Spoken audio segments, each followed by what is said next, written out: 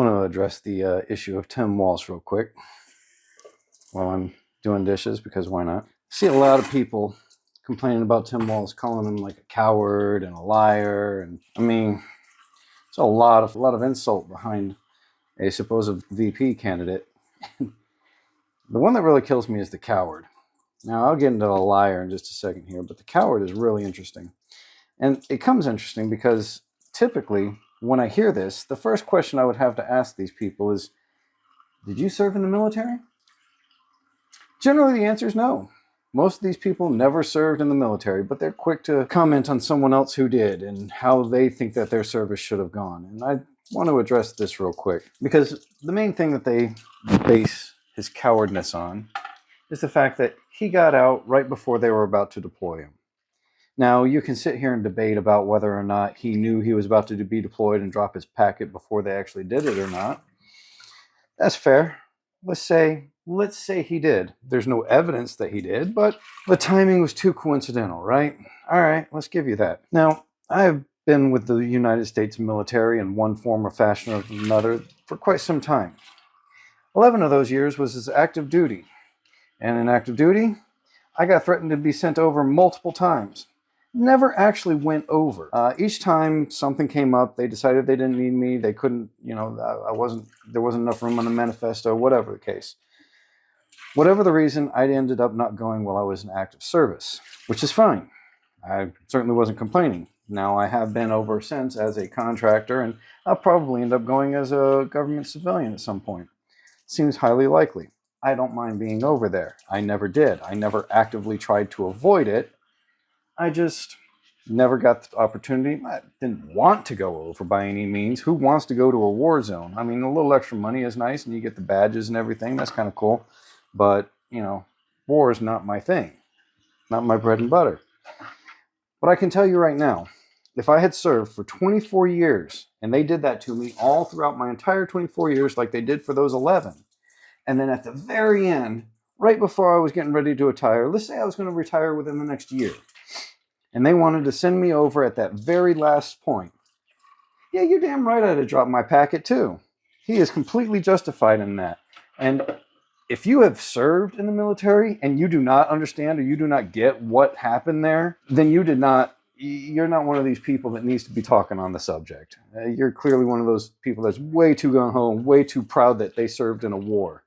You need to step off. Your opinion is not warranted here. He was completely justified. And that's assuming he even actually did know that he was going to be put down on orders. I don't know. I'm not going to sit there and try to speculate. What I am going to say is, I don't blame him if he did. So, hit me with the worst that you got about him, and let's address that. Sure. If that's the worst, he served for 24 years. Now, yeah, you can sit there and say, but it was the National Guard. Okay.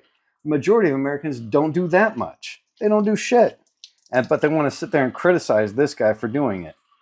Shut up. Now, let's talk about him calling himself a command sergeant major. First off, he was a command sergeant major. He earned that title. Oh, but he didn't do all the training. Fuck that. There was a ton of training I didn't end up doing. I still got the rank for it. The training is not really essential to hold the rank. It is sometimes essential to keep the rank. There's a lot of speculation regarding why he lost the command sergeant major title. Some say it's because he refused to deploy. Some say it's because he didn't finish the training in time and he got kicked back. It doesn't matter. The fact is, he held the title. He was a command sergeant major in the military. To say otherwise is disingenuous at best. Now, when he sits there and says, I retired as a command sergeant major, okay, well, maybe that's false. Maybe that's wrong. Maybe he is lying there. That's not exactly stolen valor. Stolen valor is, hey, I served in the military, I served in the war, and you didn't serve for shit. That's stolen valor. Now, some people are going to disagree with me there. They say, even lying about your service is still stolen valor. Yeah, but let's at least admit that there are different levels. And saying I was a sergeant major instead of an E8, you're giving yourself one extra rank when you did serve as a sergeant major at some point is hardly the same thing. People are getting ridiculous with this. Now, when he says, yes, I retired as a sergeant major, okay, yeah, he's wrong there. I'll concede to that point. Hardly the worst thing that any of these candidates on the stage right now have done. Jesus, people. The things that you decide to comment on, the things you decide to really focus on without any self-awareness of what's going on your side. Like, you completely dismiss anything and everything that the other guy does, but you harp on the smallest little things about this guy. What was the other thing? Oh yeah, he had been in a combat zone. So first off, most of the time from what I've seen from him, he's sitting here claiming he was a wartime vet, or he was a war veteran. He was a war veteran. You don't have to go to war to have been active in the war. There's a lot of support that is needed in a war, and a lot of people are needed in the back for that war. One of the worst things any soldier does, and especially, I really don't want to hear it from civilians, one of the worst things a soldier does is forget that the people in the rear are still keeping their shit running. They're the ones that are sending your food out, the ones keeping your paperwork right, the ones keeping you paid, the ones doing, they're the ones that are making things happen on the back end while you make things happen on the front end. Both sides are needed. And to diminish the accomplishments of one just to promote the other is point is he was a wartime vet. Now, if he sits there and wants to talk about his time in combat, okay, I got to question that. Like, when did you ever see combat, my dude? To what I've seen, he hasn't seen any combat. So if he's sitting there talking about his combat time, yeah, that deserves to be questioned. But again, you're putting in question, if you've served, hey, question away. What did you do, my dude? I've seen the wars. I've been there. If you've seen actual combat and you feel a little taken aback by him saying stuff, by all means. But if you're a civilian that doesn't even know what a war zone looks like, unless you've seen it on TV, you need to shut the fuck up. There is no need for any of that crap. Apart from that, oh yeah, he put tampons in a men's 4th grade bathroom. All right, yeah, you know what? I can see why that would seem a little odd, a little weird, a little icky to some of you. But dude supporting, even if you don't support trans rights, to sit there and say, if a woman is identifying as a boy, if a girl is identifying as a boy, and she ends up in the boys' bathroom, that's not your place to say. As a politician, you know what? That's between them, their therapists, their mother, their parents, their teachers. I don't think that that's something that the politician really needs to get too much involved with. So if he just wants to make sure that if there's a woman in there, she's able to take care of her womanly business. If there's someone in there having a period, I would much rather they have access to proper medical care, medical attention, medical, sanitary, whatever. However you want to word it. Medical, sanitation, whatever it is.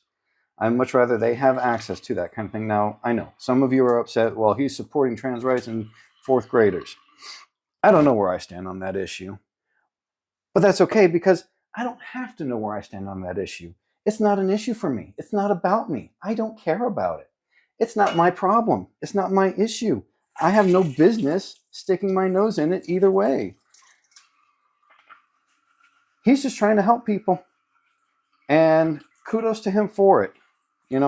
If that shows support for trans rights, cool. You know what? If you do not support trans rights, well, then, fuck, I don't know what to tell you. Now, you might sit there and say, well, I support trans rights. I just don't support trans rights in kids that young. Okay, you know what? That's a different issue. We can address that issue separately. But if there are going to be trans kids in the bathrooms, the fact that they have sanitation is not a big deal. You want to address trans in youth? Okay, let's address that. Don't try to hide it behind something else. Don't try to make it more than it is. Don't attack someone trying to help people.